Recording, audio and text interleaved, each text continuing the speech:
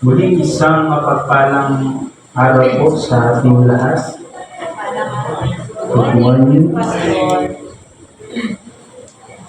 Napansin niyo ba yung panahon natin lately? Malamig na, no? Ang ibig sabihin nun ay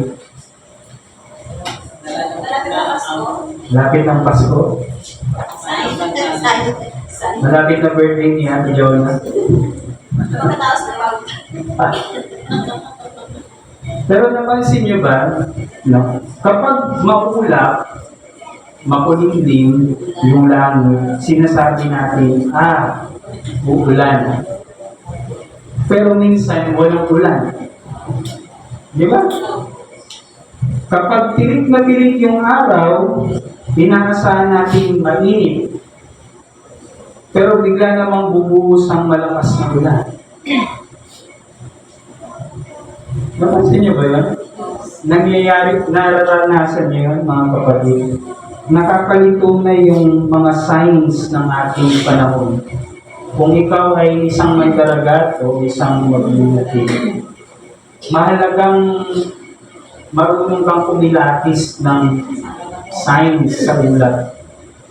Ay mukhang magiging maganda ang araw. Kahit nga gabi, nalalaman nila, bukas magiging maaliwalas. Pero dahil makabago na tayo ngayon, hindi na tayo marunong bumasa ng mga signs. Nagre-rely na lang tayo sa pag-asa.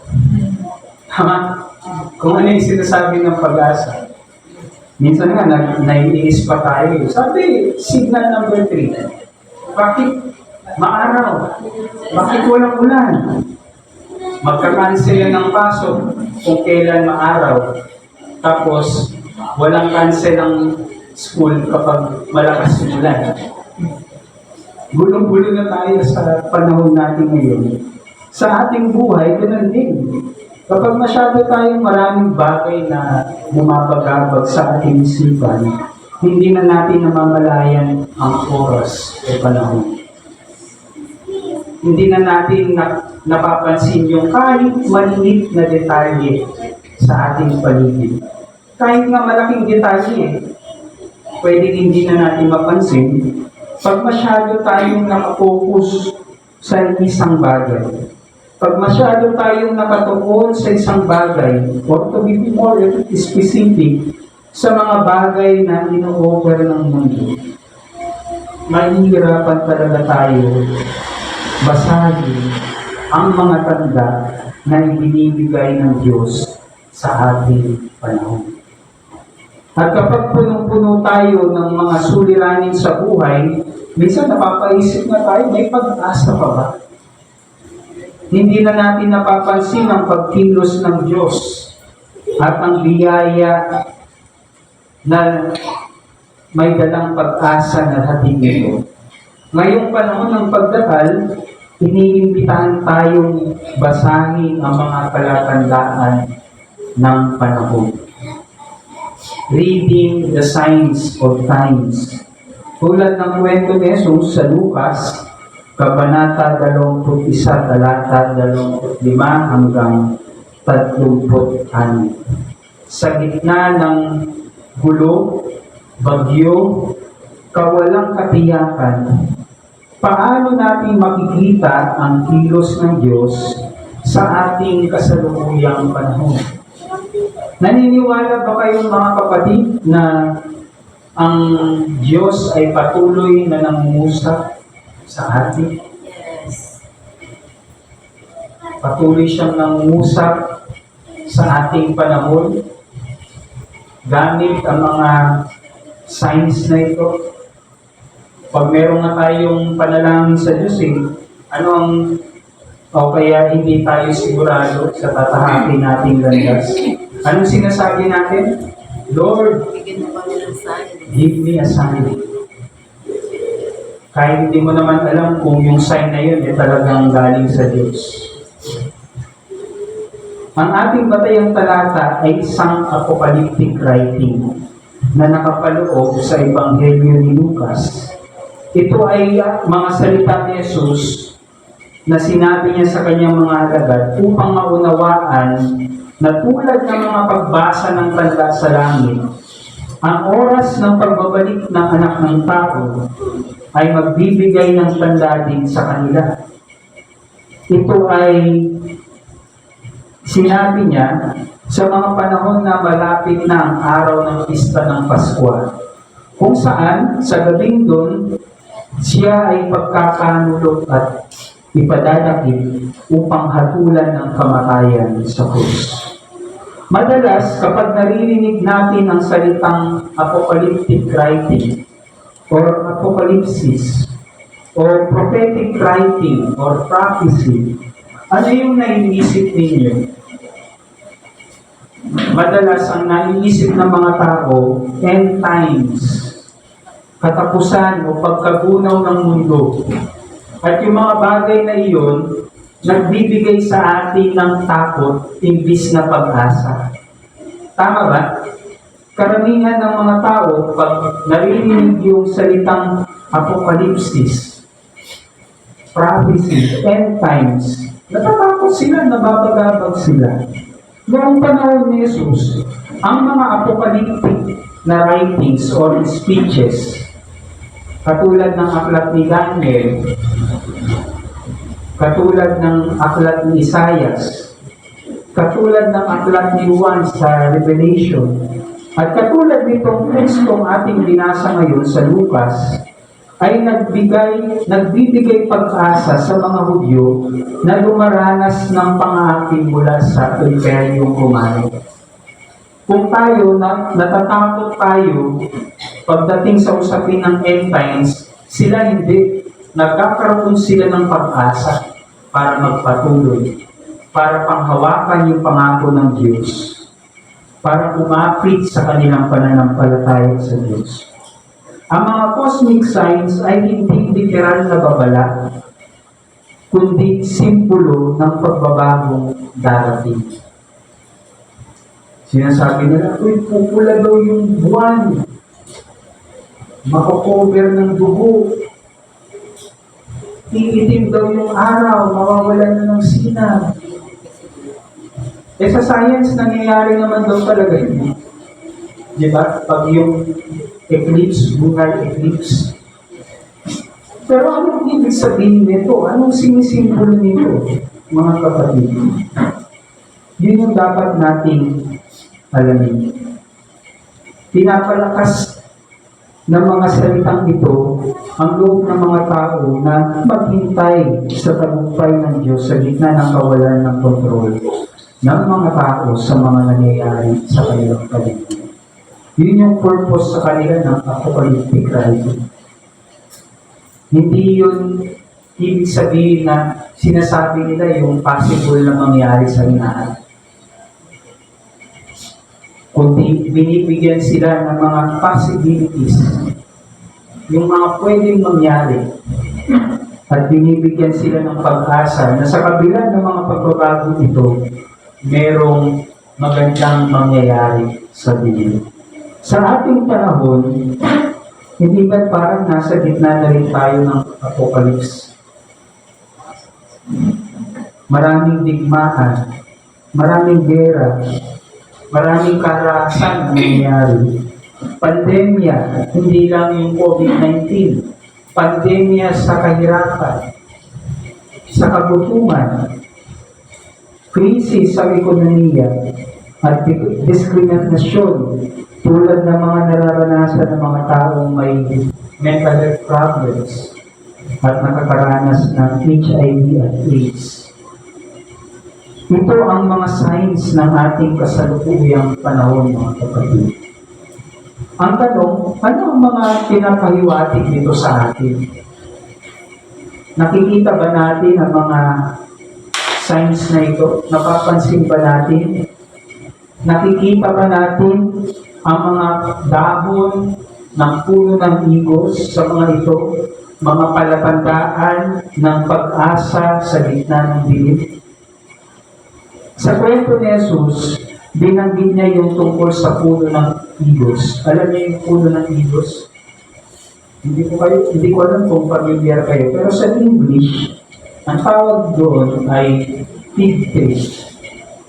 At sabi niya, kapag nakita ninyong sumibol na ang mga dahon ng puno na iyon, alam ninyong malapit na ang tag-araw. Parang sinabi niya, kahit sa gitna ng kawalan ng katiyakan, may mga paliwatig ng buhay at pagbabago. Sa mga lugar na may 4 seasons, hindi yung iniinom natin 4 seasons. 4 seasons. Kapag nakikita nilang ang mga puno o halaman ay nagsisimulan ng matuyot. Yung mga dahon nila naninilaw na. Nagpapahiwatig yun na paparating na ang summer. Pag-araw na. Di ba? Kapag ang mga dahon nito ay nagsimula ng malagas, paparating na ang fall. Kapag nawalan na ito ng dahon, tapos lumamig na yung hangin at nagsimula ng umulan ng snow, winter na. Pero pagtapos na yung taglamig at nagsimula na ulit na magkadahon, yung mga puno, yung mga halaman, springtime na. Ganun din sa buhay natin, mga kapatid. May mga pagkakataon na hindi umaayon sa atin ang panahon na tila hindi natin ramdam ang Diyos. Parang panahon ng taglagas, tagtuyot, parang panahon ng winter, malamig, madilim. Pero lagi-lagi, may pag-asang darating sapagkat buhay ang Diyos na nagbibigay pag-asa.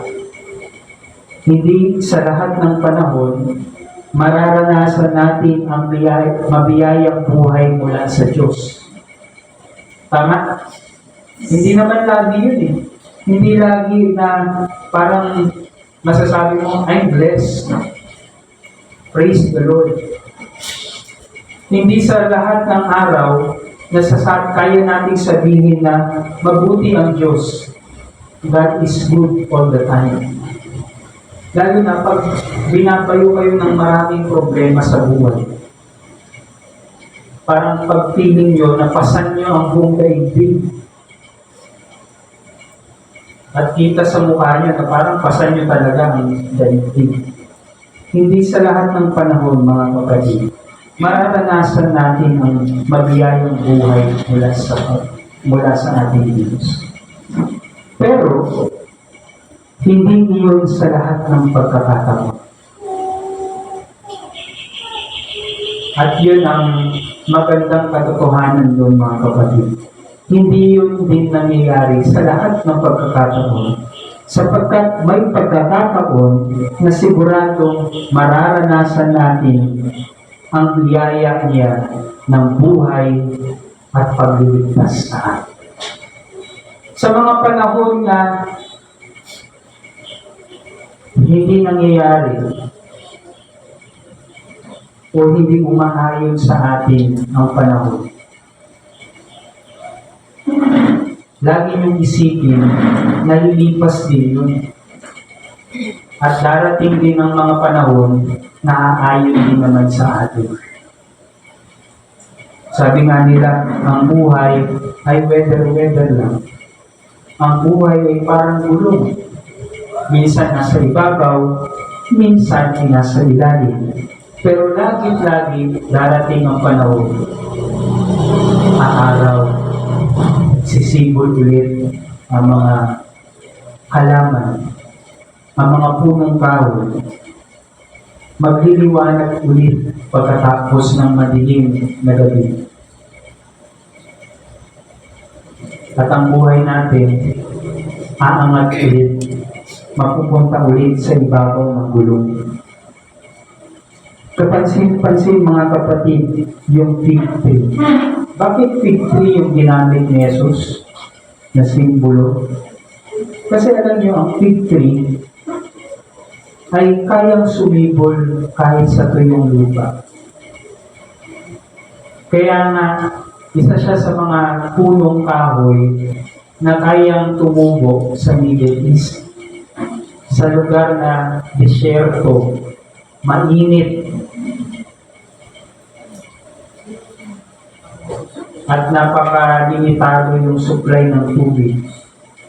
Yung fig tree, kayang magbunga doon, sumibol doon, at hindi yun nakikinag. Sa parehong paraan, ang Advent ay paanyaya para maghintay ng may pananampalataya na hindi natigilan. Maghintay hindi ng walang direksyon, kundi ng may pag-asa. Ano ang mga dahon na nakikita natin sa paligid na nagsasabi ng kilos ng Diyos? Sa lahat ng signs na ating nakikita, meron ba tayong nakikita na pag-symbol muli ng dahon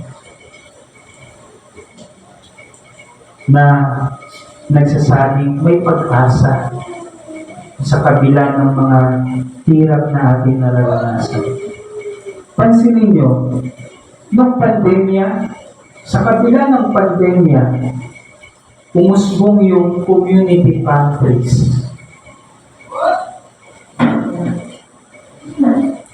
Kahit na napakahirap ng buhay, kahit na ang daming pasanin ng ating mga kababayan sa ating lipunan ngayon, may mga taong lakas loob na nagsusulong ng pantay na karapatan. Sa kabila ng kahirapan, may mga pamilyang nagkakaisa, nagtutulungan, nagbibigayan. Hindi ba mga dahon ito na sumisibol at pwedeng sumibol sa dinadanas nating panahon ngayon?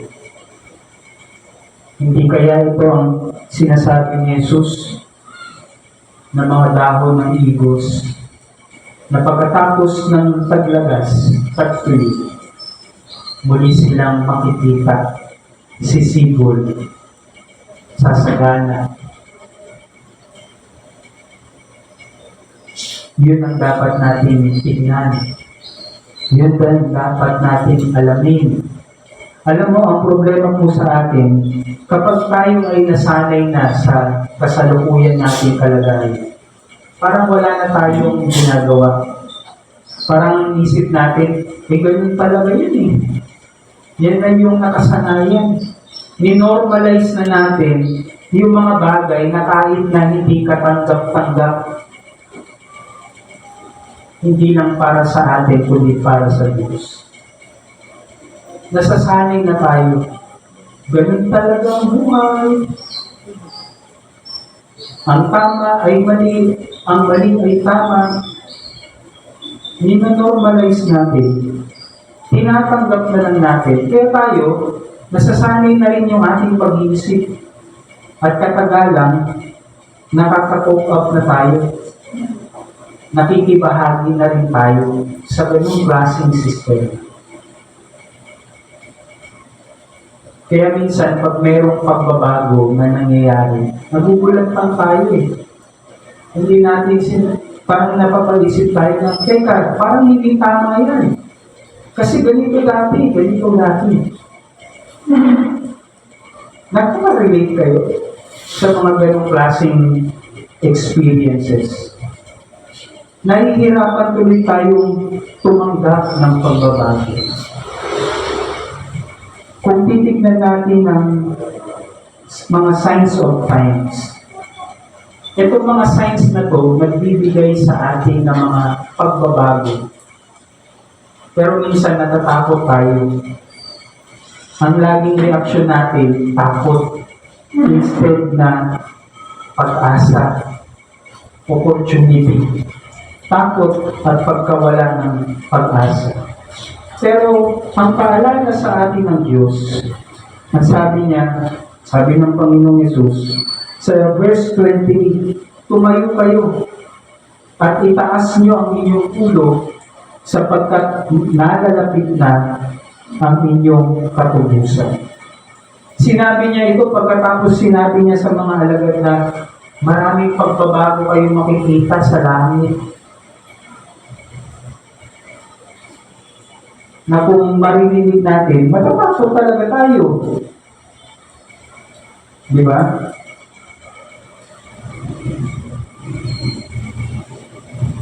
Pero bilang mga mananampalataya, bilang nakakaalam ng mga lihim na ito, ng mga senyales na ito na binibigay ng Diyos sa atin sa ating panahon, hindi dapat tayo pangunahan ng takot.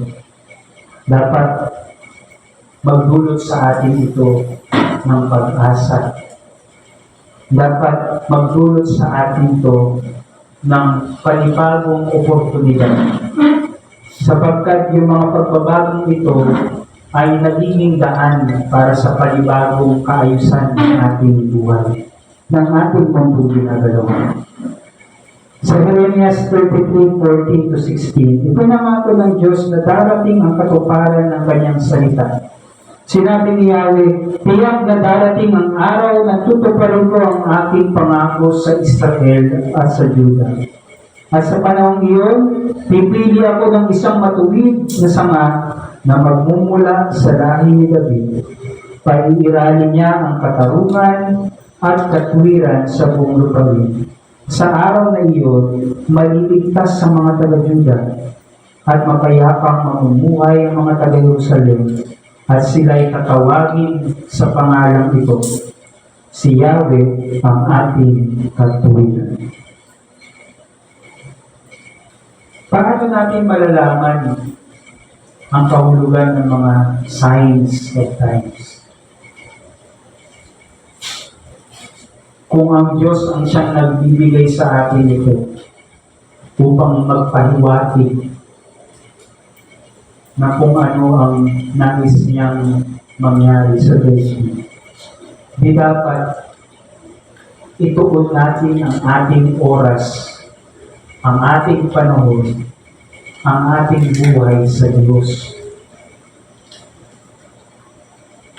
Kilalanin natin ang Diyos. Saliksikin natin yung kanyang mga aral pag-ibig. Walang pinagkaiba yan sa isang taong gusto mo at kinikilala mo. Hindi mo malalaman ang kanyang pag-uugali kung hindi mo siya nakakasama ng matagal. Kung hindi ka naglalaan ng panahon para sa kanya. Ito ang panahon, mga kapatid, para maglaan tayo palalo ng maraming oras sa Diyos. Para hindi tayo matangay ng mundo. Para hindi tayo masanay na ganito na lang ang buhay natin. Yan ang nakasanayan. Minormalize na natin pati mga abnormal na bagay.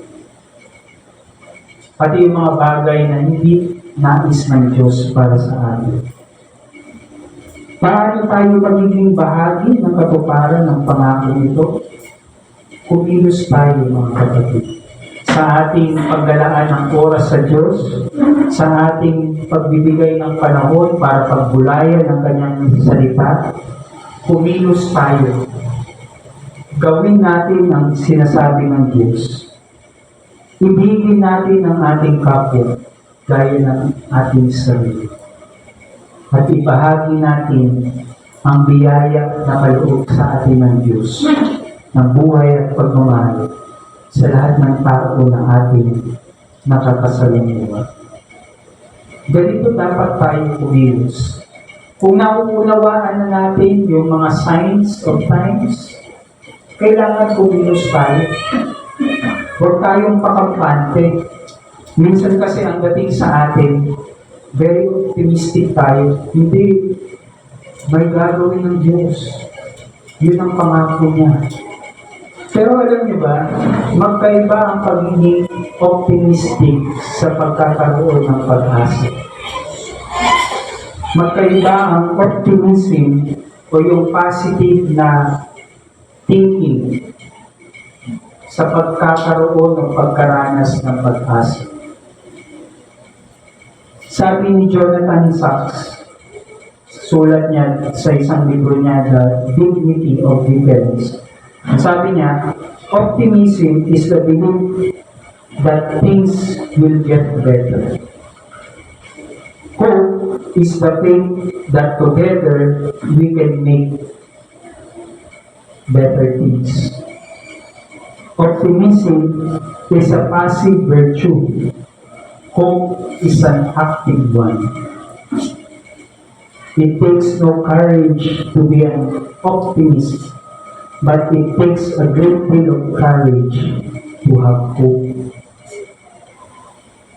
Ibig sabihin lamang niya, ang pinagkaiba ng pagiging optimistic, yung optimistic, nakukontento na lang mag-isip na ang mga bagay ay maayos din, gaganda din. Pero yung pagkakaroon ng pag-asa at pananampalataya sa Diyos, hindi pakakampante. Siya ang gagawa ng paraan. Siya ay makikibahagi sa pagkilos ng Diyos upang ang kanyang hinahangad at ang hinahangad ng Diyos para sa sangkatauhan ay mangyaring ganap. Passive ang optimism, active ang hope. Magkaroon sana tayo ng hope. Mga kapatid, sa panahon na ito ng pagdatal, basahin natin ang mga palatandaan ng mga panahon. Tulad ng puno ng igos, hayaan natin mag-ugat ang ating pananampalataya at umusbong ang ating pag-asa sa Diyos. Magtanim tayo ng pag-asa, magmahal sa kapwa, at maglakbay ng may pananampalataya sa liwanag ng Diyos. Reading the signs of the times. Hindi lang ito mensahe ng Advent. Ito rin ay paanyaya para sa ating lahat na maging liwanag sa isang mundong naghahanap ng pag-asa. Sumayin niyo nawa ang pag-asang hatid ng ating Panginoong Hesus.